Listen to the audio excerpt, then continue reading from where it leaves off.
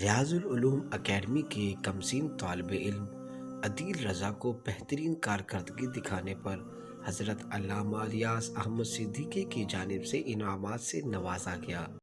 قل هل يستوي الذين يعلمون والذين لا يعلمون۔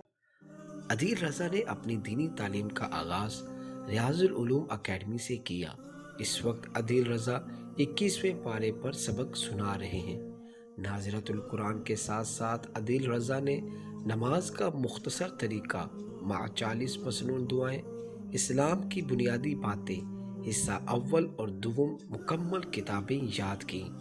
ان تمام کتابوں کو بہترین طریقے سے یاد کرنے اور ان کا بہترین ٹیسٹ دینے پر اور اسلام کی بنیادی باتیں حصہ سیوم شروع کرنے پر ریاض العلوم اکیڈمی کی جانب سے عدیل رضا کو انعام دیا گیا۔ اللہ پاک عدیل رضا کو نظر بد سے محفوظ فرمائے اور اس راہ علم میں استقامت نصیب فرمائے، آمین، بجاہ النبی الامین صلی اللہ علیہ وآلہ وسلم۔